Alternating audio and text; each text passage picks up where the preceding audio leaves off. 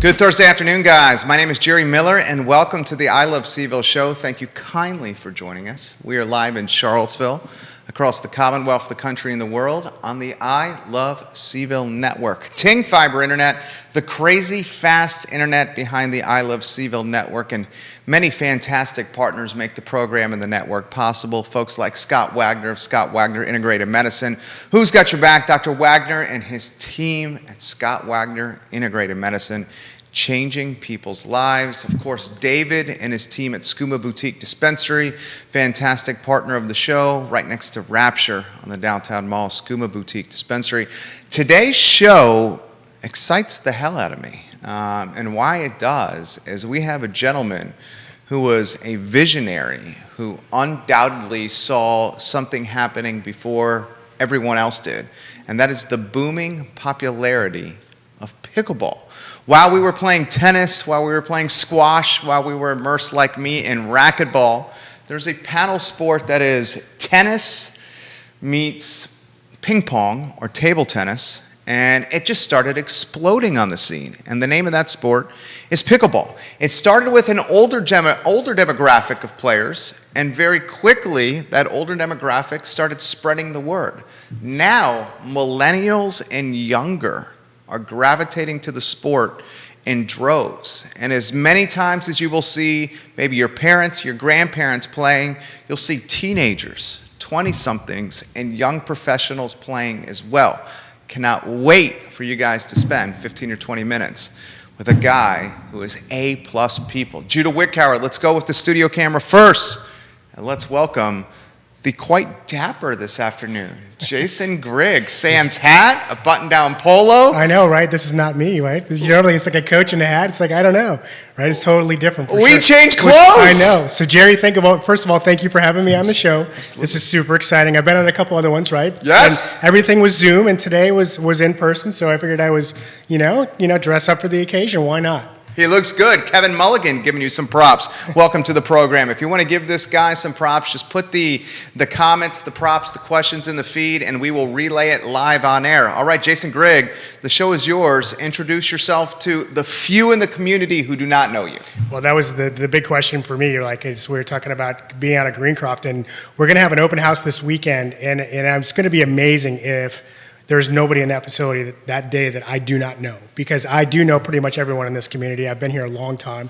So my name is Jason Grigg, and I've worked at multiple different racket clubs here in town. I worked at Wintergreen, I worked at the Boar's Hat, I've worked at ECAC for several years. Now, then I started my own coaching business about a year and a half ago, and then I went out on my own, and it's been geared towards pickleball and 100% pickleball, and I'm super excited about being able to do that. So Greencroft now is is the club that's kind of like has the same values and kind of the goals that I see and envision myself like down the road of being able to just jump on and do 100% pickle, going forward. So I'm super excited to be involved with them, and I can't wait for their program to grow. Johnny Ornalis, the owner of Mariachi, El Mariachi in Guadalajara, giving you some props. Nicholas Erpy says, we are getting married at Greencroft Club next year. When I saw the pickleball courts, I thought of Senor Jerry. Thank you for watching, Nicholas Erpy. You're getting some love as well from Wendy Baldwin on the Greencroft page. Richmond, Virginia, Short Pump, welcome to the program. A lot of your friends at ACAC watching the program. Wintergreen, hello. John Van Peppen, hello, and welcome to the show. All right, so let's do this. You and I, especially you, although I'm turned into an addict, we are immersed in this sport. So let me just start with this question, Jerry. This sure. is just one thing. I love asking this question, and it's something that I ask everyone. It's like, so what is it, we all know, right? You and I are addicted to this game and this sport, pickleball.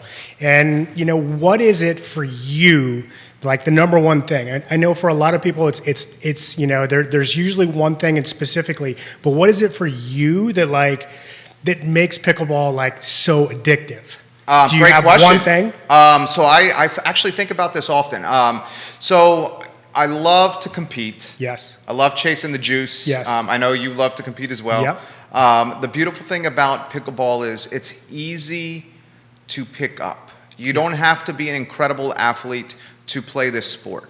And then if you dedicate some time to this, you improve quickly. Yep. And as you improve in anything in life, whether it's your relationship, whether it's business, a sport, it becomes more of a passion because the effort you're putting into it, you see the ROI. The return on investment. Correct. I also love the social aspect of it. Yep. I also love the fact that pickleball is probably the sport that I'm going to probably be playing in my life long term. Yep.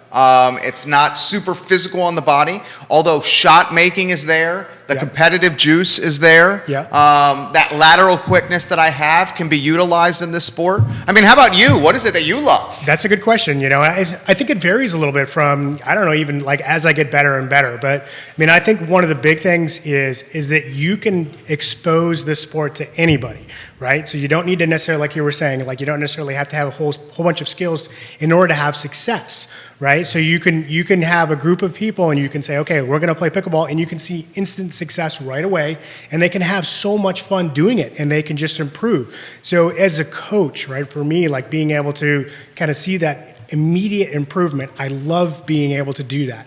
Tennis was also a big part of that, but it wasn't as easy, right? You would see some immediate gratification, but a pickleball, it's just exponential, right? How fast that people they improve and how much better they get right from the get-go. Well said. So let me ask you this question. For the few that don't know the sport, folks, this is the fastest growing sport in America.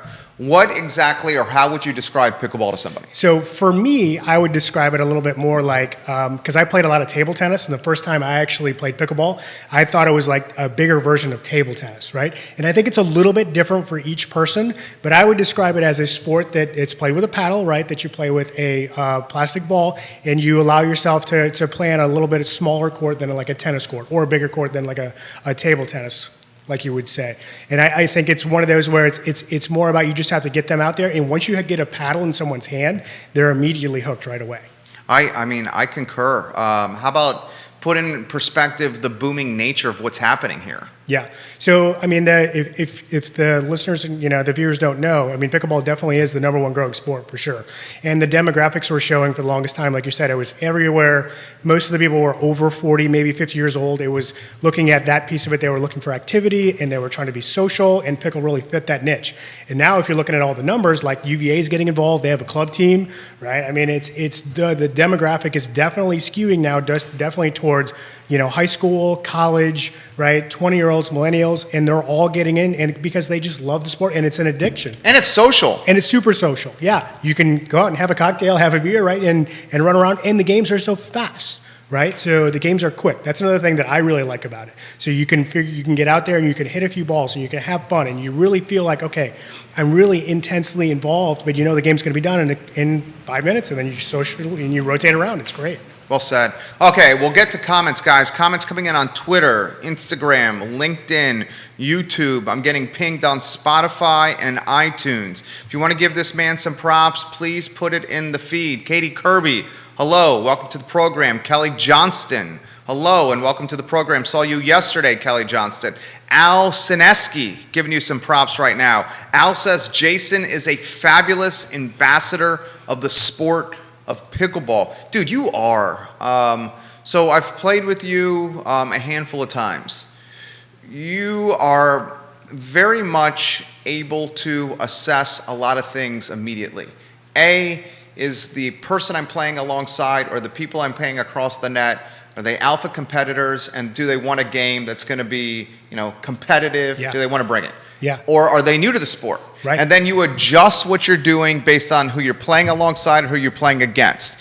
When you're playing against someone like, for instance, me, who loves to alpha compete here, Yep. you bring that alpha competitiveness, but you do it in a way that's positive and contagious, and want people like me want to keep playing against you or with you. Yes, for So sure. you're like sports psychologist, therapist, coach, instructor, all the above. Yeah, I mean, I think a lot of that for me is really just my personality, right? So that's my personality niche, is that I kind of fit that to the T, and that's one of the reasons that I went and kind of started my own coaching business for pickleball, because I feel it's a huge niche that's just not being met right now. And I went to a tennis conference like two weeks ago in Vegas, and the #1 topic that they were all talking about was pickleball. It's like, okay, how do we monetize it? How do we get it to go?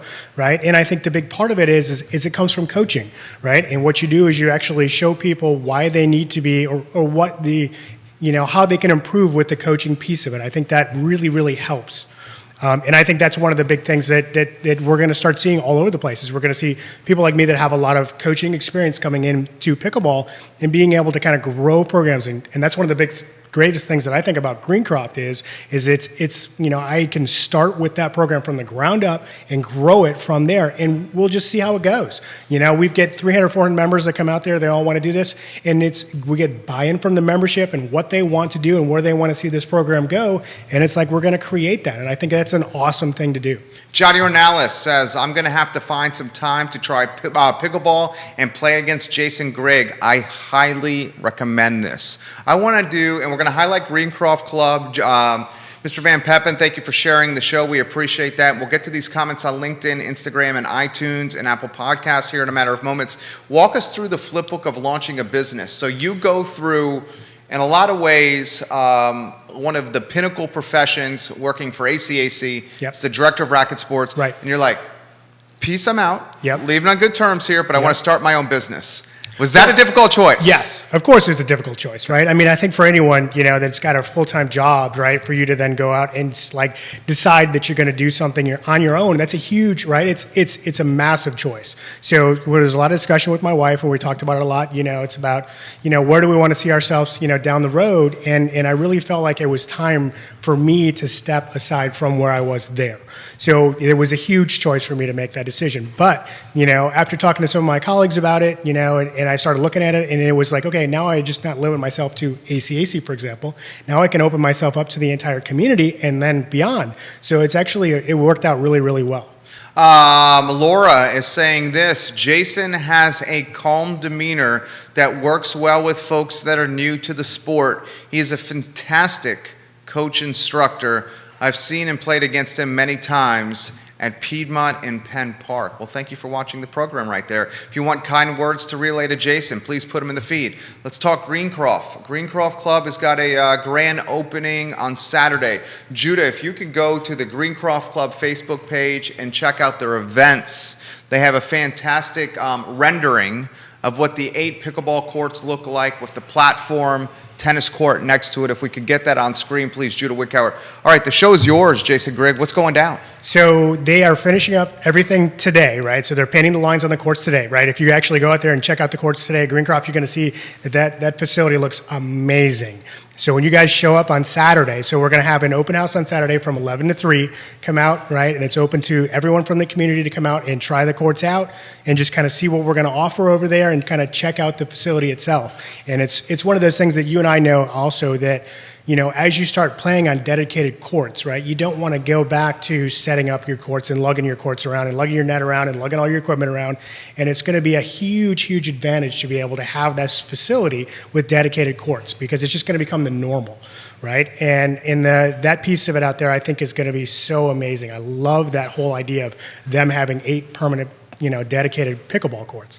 And I think it's just going to become the normal for everybody as it continues to grow. Kathy Yersick, welcome to the broadcast. She's giving Jason Grigg some props right now.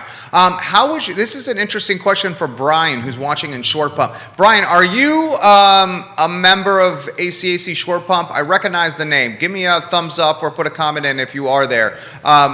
How would you characterize, and this is Brian's question, where pickleball is in its stage of development, maybe toward, in comparison to another sport in its stage of development? So I would tell you that, that pickleball is still very, very early in its development. And that's also kind of the cool thing. So I would say it's in its terrible twos is where I would put it, and you can compare it to as many sports as you want. It's only been around for X number of years. It's still new, right? It's not quite an Olympic sport yet, but it's growing leaps and bounds. And what I would say is, that's really the cool thing about it is because it's constantly changing and it's evolving. So again, as a coach, right, to be up on that upside of being able to be involved with some top level players like Megan Charity and some of the pros that live here in town, for me to be able to kind of help them develop as they grow, I mean, that's such a cool thing because everything is constantly changing. It's never the same. It's not stagnant. So I think that's an awesome thing. Where do you think it's going to go? That's a good question. Replace tennis? I don't know if it's going to go that far. Okay. Right? We'll see, but I think it could potentially, right? I mean, it's going to definitely carve out a massive niche in the racket industry. 5 years from now, I mean, the numbers are still going to grow and continue to grow. As there's more, permanent pickleball courts, it's going to get bigger and bigger and bigger.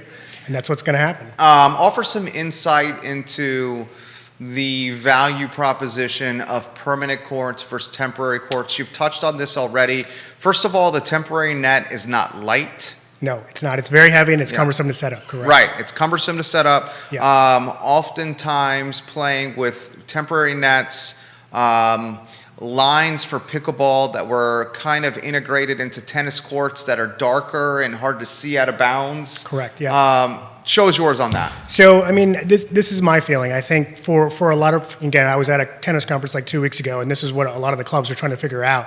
Whereas they know that permanent, pickleball is out there. It's like, okay, I need to figure out how do I create a program.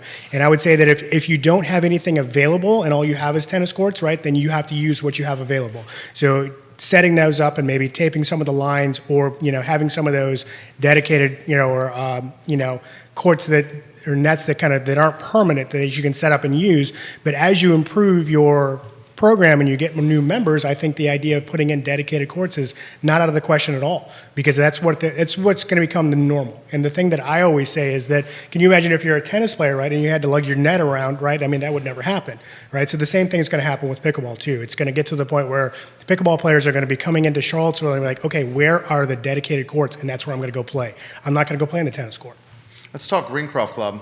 8 courts. J-Dubs, give us a thumbs up when you have that image, if you could. 8 courts, brand new, state of the art, for lack of better phrase.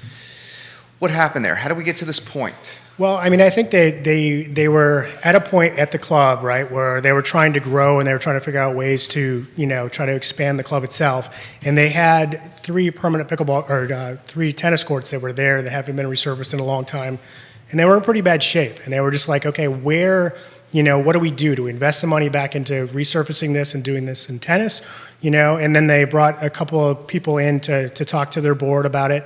And, we were really kind of trying to push them in the way of going towards pickleball, because that's one of the biggest growing sports, right? And that's what we were trying to tell them. But they couldn't really necessarily maybe look at it initially like, okay, well, how do we monetize that? What do we do? Is it going to grow our membership? And then I still don't think they know how big it's going to be, right? Because you and I can have this conversation, and they haven't had the courts built out there yet. So, come Saturday, the number of players that are going to be out there is just going to be, it's going to be great. I can't wait to see it. 8 courts. That is the largest amount of courts. So that's on screen now. Check for those that are viewing the show.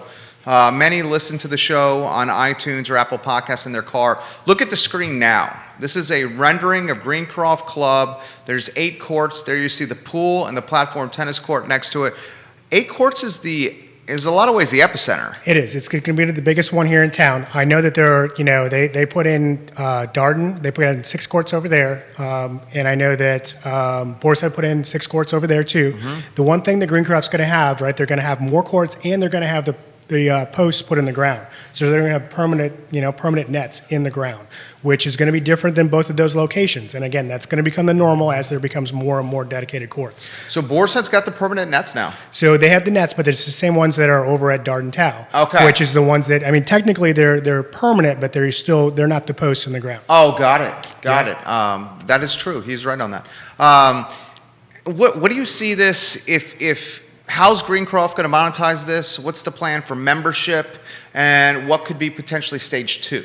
Yeah, so that's a great question. I think there's a lot of stages that we can try to go from here. But I think stage 1 for the first part is being able to do the open house on Saturday, seeing what the membership influx is going to be, which I think it's going to be, again, pretty big, especially, again, with having me involved and being able to grow the programming and have the programming piece be a big part of that.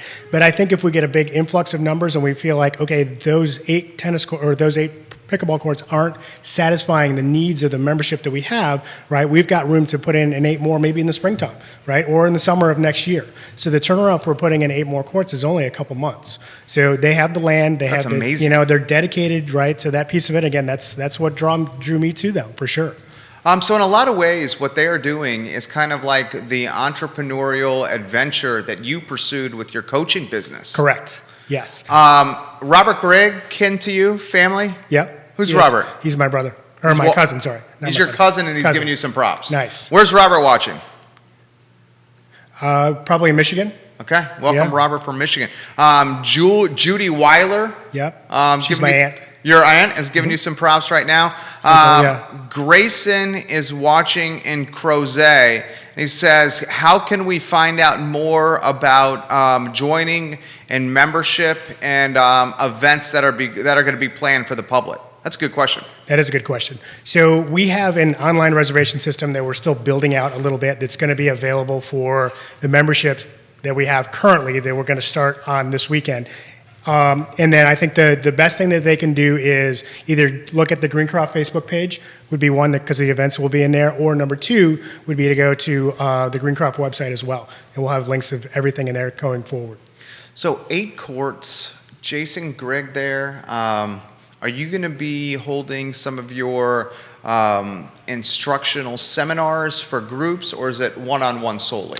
That's a good question too. So we're actually gonna create a lot of that. So I think we're gonna try to do some one-on-ones, right, with the private lessons, and then we'll offer semi-privates, and maybe 3-in-1s also work really well for private type lessons, and then we're gonna also have groups. So I think the goal would be with their programming would be to try to see if we can make it more level-based, right? So that's really the goal, is try to figure out a way to grow the groups of each level and try to set it different so that we can do that together, like from each group. So we'll do some clinics, from the 3.0, 3.5 level, and then also the 4.0, 4.5, and then maybe even some elite groups as well. So we'll do more of that drilling and have some more of that level-based programming. So put the ranking system in perspective.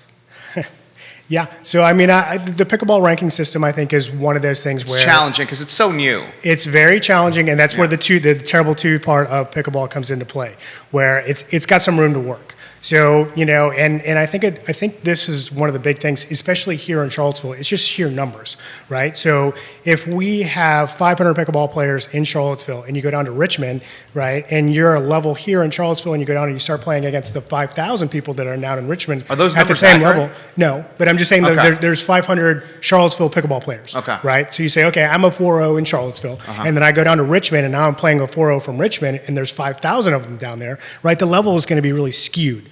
So we run into the same thing with tennis. I think that's going to even itself out with pickle.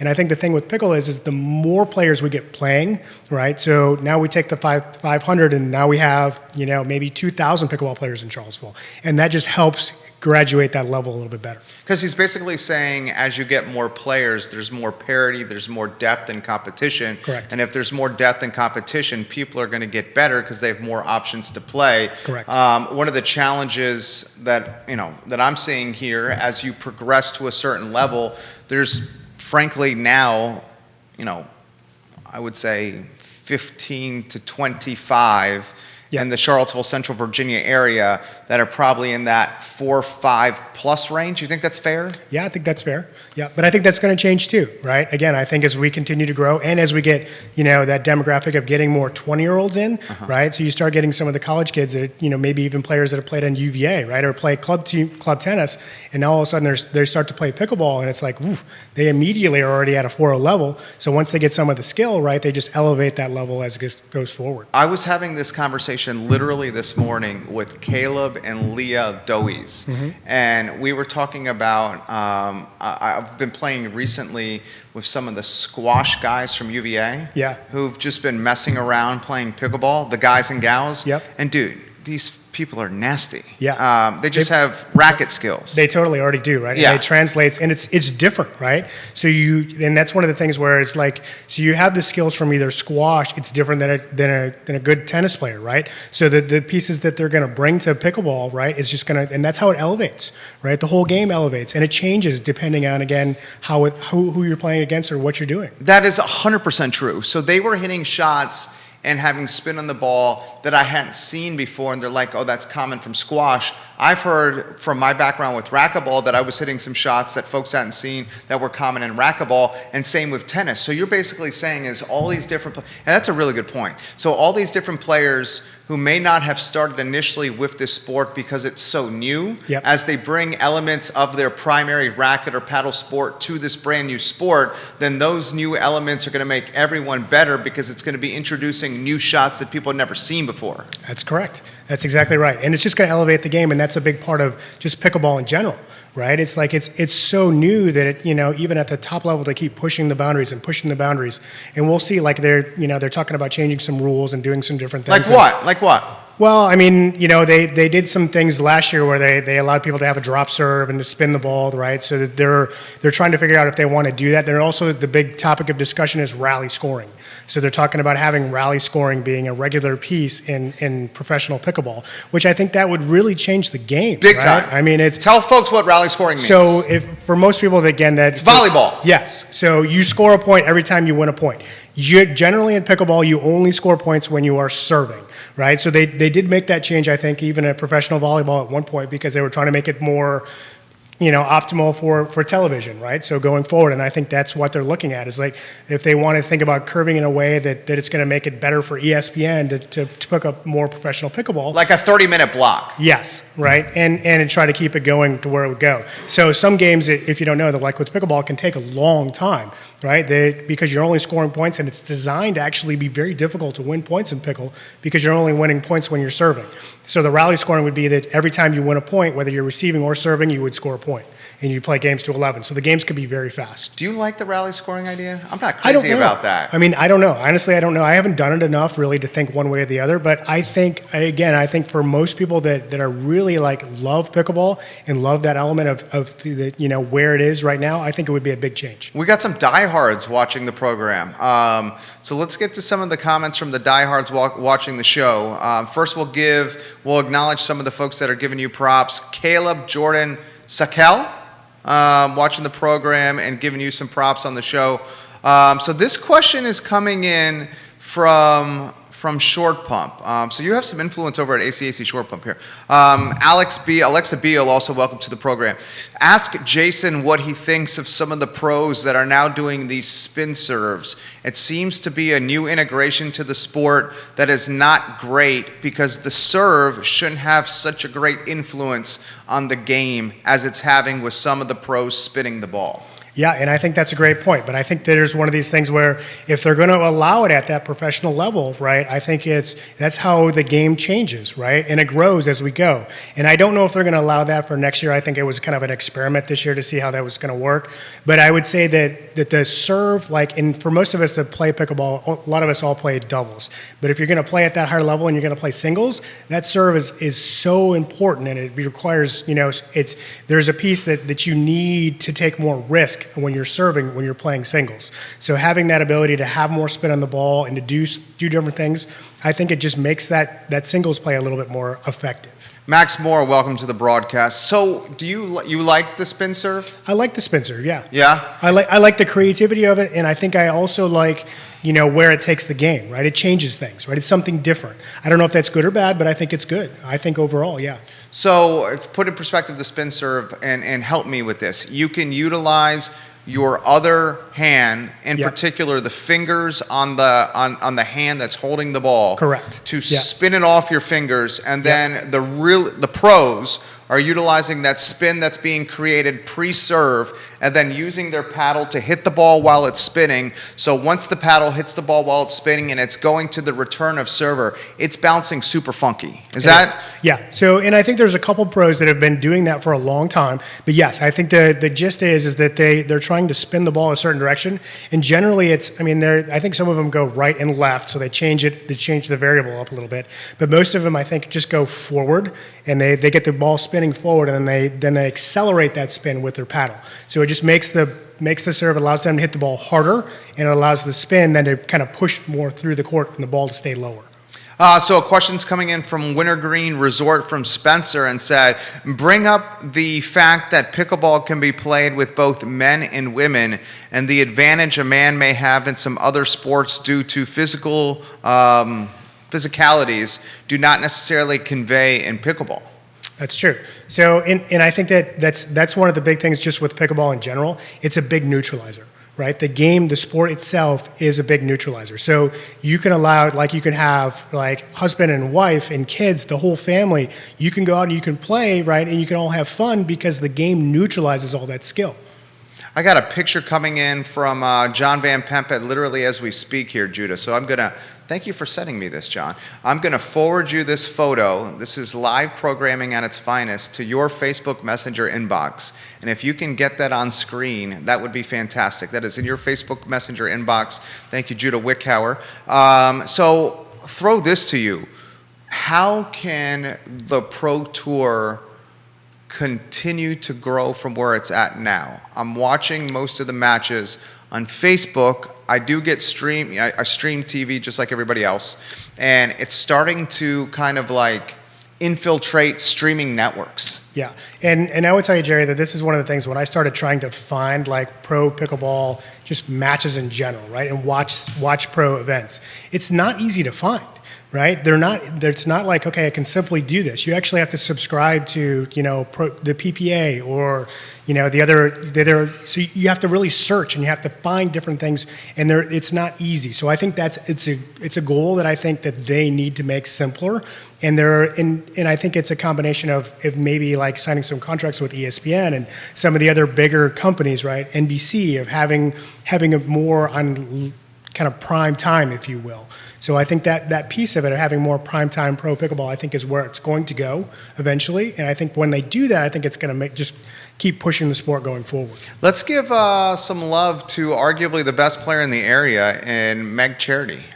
So Meg Charity, someone you know well. Yep. You've trained with her. Meg Charity is a tennis player. She played tennis in college. She calls Charlottesville her home. She is, for lack of a better phrase, a badass on the pickleball courts. She is a touring professional. Yep. She, in fact, is going to be playing in a tournament in Hilton Head with a new friend of mine and Rosie Johansson. Yep. Rosie Johansson is a doubles pickleball player and a singles pickleball player. She played doubles at UVA and was an All-American, I think multi-time All-American at the University of Virginia. First, Meg Charity. What can you say about her? So I would tell you that they actually played that tournament last weekend, Jerry. Oh, they did? Yeah, right. Okay. They did, yeah. So, and that was a big one, I think, for Rosie to kind of step into, because she's never played a professional event. And that event, when you're playing all the top 10 players were all playing in it. It was a big step, I think, for them to do together. So I think it was an awesome thing. And they won, I think, one round in the main draw, and then they got into the back draw. But it's an eye opener to play at that level, right? It's just totally different. It's one thing for Rosie and Meg to play against you and I, for example, and then all of a sudden have to go play against Simone and it's a totally different level. So, and I could say that the greatest thing about Meg Charity for me is that she's always willing to put in the time. She's an ambassador. She's an ambassador, right? That's right. She grew up in South Africa, right? She's been in the States for some time now, but she got to be an ambassador from the the International Pickleball Association, I think is what it's called. But yeah, she's an ambassador for South Africa, which I think is super awesome. And I think that's getting a little off topic, but I think the piece with the growth of pickleball to get it to be an Olympic sport is it's massive in the States and it's not so big in all the other countries. So I think the more ambassadors we can have in place and the more we can grow pickleball around the world, the more likely it's going to become an Olympic sport. Hello, Katie Kirby. Welcome to the broadcast. So is pickleball most popular here in the U.S.? It is, yes. What do you attribute that to? I think that's where a lot of it just started, right? I think most of the players, and I would tell you that, I've been on a lot of conversations with other people about, how they got it started in different countries. In what it is they would come to the States and they would pick up and learn the game from here, and then would take it over to the UK, for example. So there's a lot of people that have been trying to get the sport growing worldwide, and I think that's an awesome thing.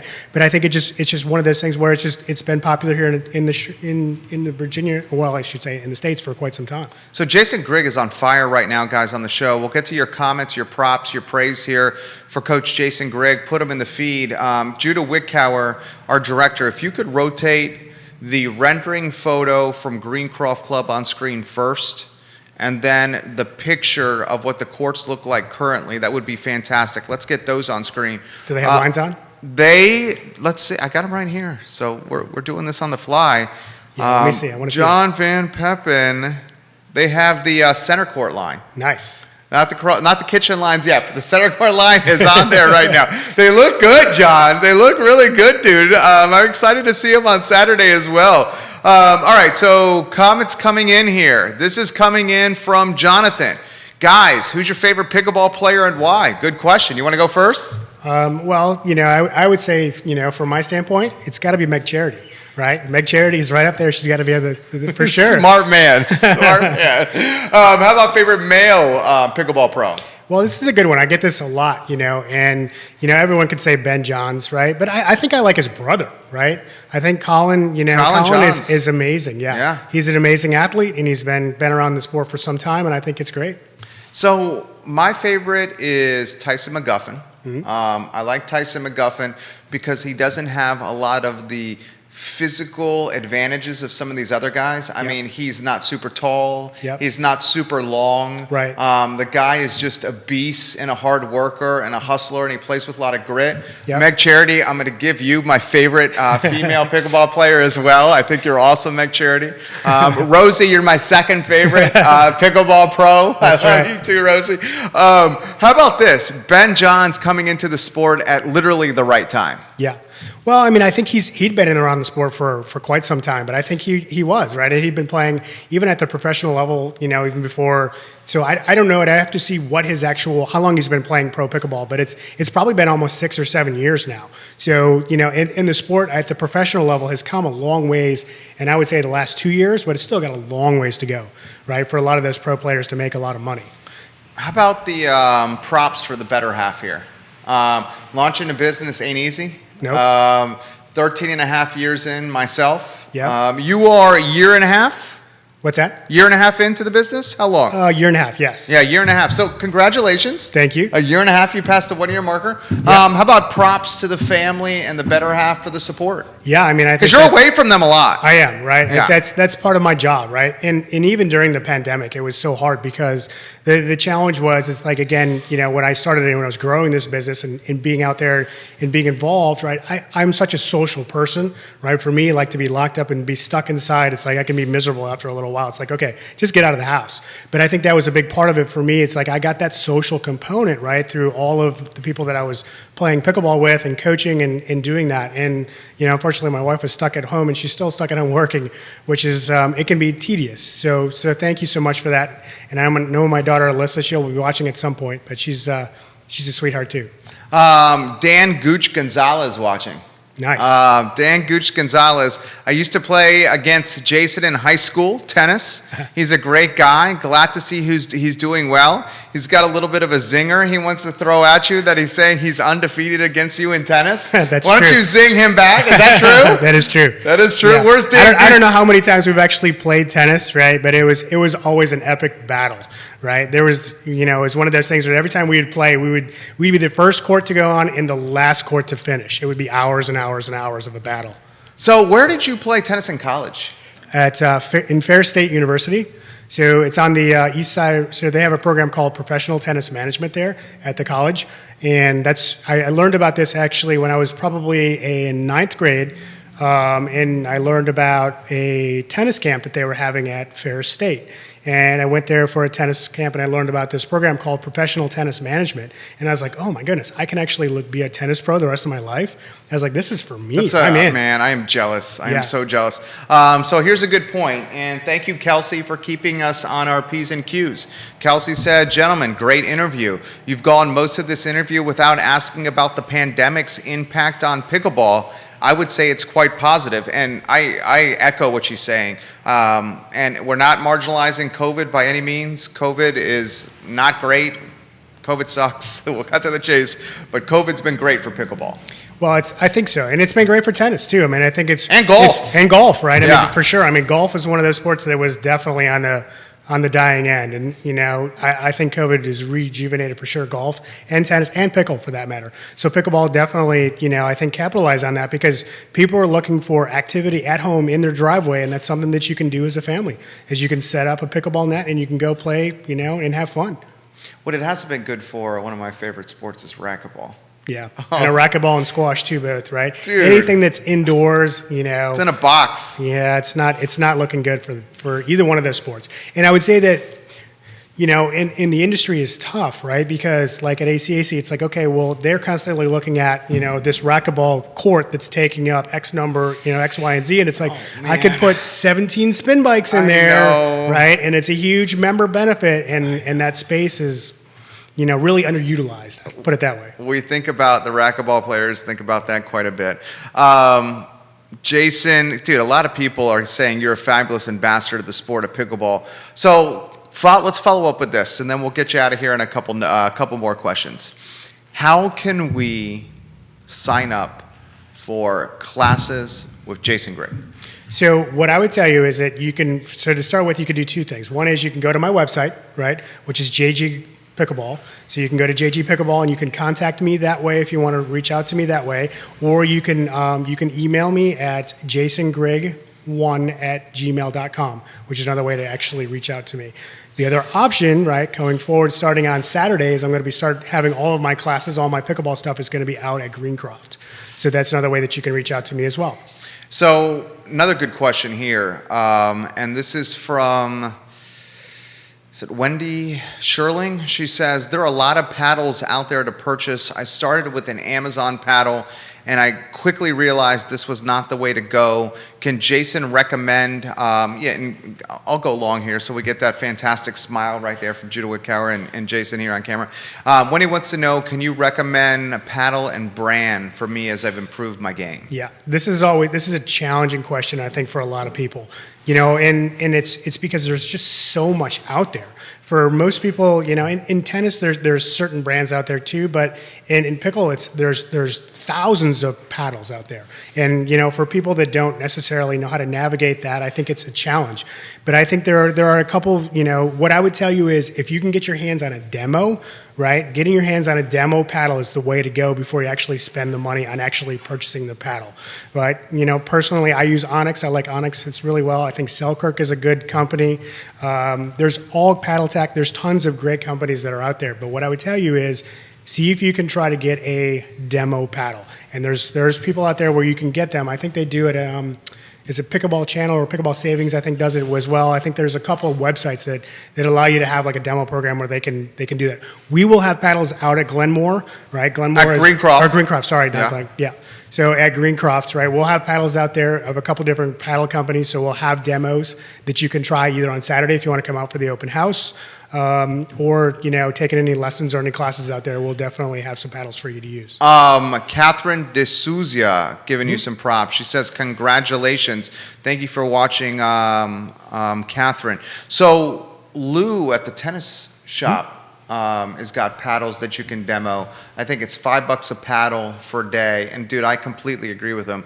Demo like 4 or 5 paddles. They're all different weights. Yeah, they're different weights, they're different sizes, and even if you don't necessarily know where to start, at least just getting your hands on a couple paddles. Because they're not cheap. No, they're not cheap. Yeah. And I would tell you that if you're a newbie coming into it, right, you're probably going to invest anywhere from about $55 to $70 price range. And if you've been playing for a year and you want to improve, it's going to be over $100. And Selkirk's going to be as much as $300. Yeah. So they're not cheap. So I would definitely tell you to try as many as you can get your hands on before you invest the money. Why do you like the Selkirk? I think it's one of those paddles that it allows you to have a lot of power and a lot of control all in one paddle, right? And for me, I think it's something that I like that feel. So here's a good one from Adam. This is a technical question for you on paddles. The honeycomb paddles versus the one all consistent one, and that's not the right phrase, that Gearbox offers. Yes. So it's not one all consistent. What's the better term? What is the better description? It's like it's like all one piece of, is it graphite? Yes, graphite. Yes, yeah. So it's graphite. And again, this is personal preference, but I think for me, I think the honeycomb just gives me a lot better feel. And it just allows me to reset the ball so much better, right? So if you're hitting the ball at me hard, I feel like I can reset and control the ball, where the ones that are all graphite, I just feel like the ball just shoots off my paddle much more. But I think that's part of the personal preference, and that's also where I think you should demo paddles, right? So that you can have some of the honeycomb ones, you can hit a few balls, and like, okay, well, I don't like this one, but maybe I do like the gearbox, right? And that's got a better feel for what I'm looking for. So we'll wind down on this, and then we'll get you out of here. And dude, you crushed it. You were an Happy easy to be out here interview. anytime, dude, anytime. I will take you up on that. Yeah. Talking pickleball is not work. Yeah, exactly. It's Not not for me. work. Well, you especially, you made your passion your profession. I'm kind of trying to doing that here as well with this talk show. All right, let's highlight Greencroft Club and the offerings again. The grand opening on Saturday, membership opportunities, the value proposition of these 8 courts all in one area. Judah, if you could rotate those images on screen again for us while Jason is given the who, what, when, where, why. So just, so just kind of a reminder about, again, the grand opening this Saturday at Greencroft. So we're going to have 11 to 3 this Saturday. So again, that's open to everybody from the community. Anybody can come out. You don't need to be a member. You just can come out and see the facility, try out the courts. Even if you've never even played pickleball, you got a family. It's like, oh, let's just go and try and look at the Greencroft Club and just see what's going on. Bring the family out. We'll have stuff for everyone to do. We're going to have food and drink for everyone out there. And it's just going to be a big, fun social event. Jason Grigg's the man. He's a great coach. He's a great ambassador and evangelist of the sport. I will be there on Saturday, Nice. 100%. Thank you for joining us. Yeah, Jerry, thank you for having me on the show. I really appreciate it. Yeah, we'll do it again. Yes. Jason Grigg, boys and girls. J-Dubs, why don't we go on the one shot there and then offer Coach Jason Grigg some guidance. We have a couple of other items that we want to get out of the notebook here on the I Love CVille Show. And for those that need something to do, this Saturday, guys, Greencroft Club, excellent work. Excellent work. Thanks, Our pleasure. So a couple items that I want to get out of the notebook today, guys. Some stuff from UVA, some stuff from basketball, some stuff from Facebook and potential rebranding of Facebook as well. I think one of the first things that I want to get to on today's program, now that this fantastic interview with Jason Grigg is over, I want to talk another event that's been put on my radar that's absolutely fantastic is a Winter Wonder event at the Boar's Head Club. And Winter Wonder is going on November, December, and January. And it's just this gorgeous idea of lighting up much of the grounds at the Boar's Head Resort. See you, Jason. Lighting up much of the grounds at the Boar's Head Resort. It's a combined cinder and grass trail that circles nearly 1/2 mile around Heritage Lake behind the main hotel at Boar's Head Resort. Guests will experience multiple Instagram-worthy moments as thousands of festive lights illuminate the rolling landscape. With an easy trail rating, the trail is truly built for all walks of life. We will highlight Winter Wonder with the Boar's Head Resort as we get closer to November and the holidays. It's a fantastic opportunity for families, moms and dads, grandparents, and kids alike. A couple other items out of the notebook, Judah, as you're watching the PTI headlines for us, my friend. Charlottesville City Council is in the middle of meetings, closed-door sessions right now to pick a brand new interim city manager. Remember, Chip Boyles resigned in surprising fashion a couple of weeks ago, and now Charlottesville City Council closed-door sessions this week to find an interim city manager that will help the jurisdiction we call Charlottesville go from today to December 31. Remember, a more permanent city manager, the CEO of the city, will be chosen in January when the new city council positions are filled on November 2nd. Nakia Walker has withdrawn her re-election bid, and Heather Hill has said she will not run again. So there's 2 spots on council that need to be filled. The expectation is Brian Pinkston and Juan Diego Wade will be chosen. These 2 guys we'll have some more clarity, all of us will, on the 2nd of November when the general election concludes. So here's the nitty-gritty. City Council now has to pick an interim city manager to get Charlottesville City to December 31st. And then in January, when the new permanent council members, when the 5 have a chance to mesh, they will pick a more full-time city manager. We'll follow that closely. Lloyd Snook, a Charlottesville city councilor, will join us on this show tomorrow, as will Kathy Galvin, a former Charlottesville city councilor. 2 or 3, actually 5 items left out of the notebook. Very frustrating fashion. UVA band, you know, the band that plays football games at Scott Stadium, University of Virginia football. The band has a section of instruments that have been outlawed. And the section of instruments that are outlawed at home football games are the wind instruments. And the wind instruments have been outlawed because of COVID fears. Now, folks, I'm not one to judge. I'm just a common sense guy that uses the eye test, reasonable judgment, at least most of the time. The eye test, reasonable judgment, common sense, and facts to make decisions. Help me understand this. So the wind instruments are dangerous because of the spread of COVID at football games. However, we can pack Scott Stadium to cheer on a talented Bronco Mendenhall-led UVA football team. We can sit shoulder to shoulder with strangers, and we can scream at the top of our lungs, put our arms around each other's shoulders, and sing the good old song and cheer on for good old UVA. Yet the wind instruments in the band are outlawed. And first, second, third, and fourth years who've worked or prepared all their lives to play in a college band have to sit out and not enjoy their passion. Does that make common sense or pass the eye test for you?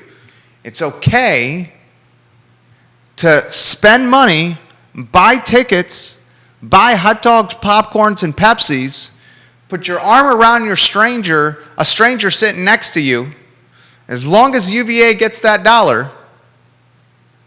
But the wind instrument section cannot play their instruments of choice because of fears of COVID spread.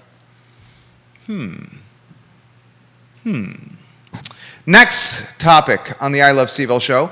Jay Huff has inked a 2-way deal with the Los Angeles Lakers. Jay Huff is the fantastic UVA basketball player that is now pursuing professional dreams. A 2-way contract for Mr. Jay Huff with Tinseltown, LeBron James, Anthony Davis, Russell Westbrook, and the Los Angeles Lakers. He went undrafted in the 2021 NBA draft. He played for the Washington Wizards in the NBA Summer League. He subsequently signed with the Wizards heading into training camp. He was waived by the Wizards on October 14th.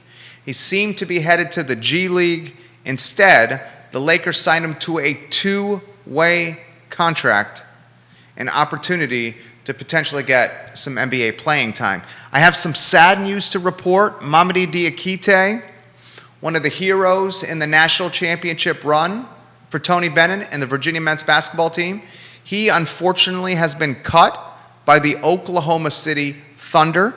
Mamadi Diakite, the only player in basketball history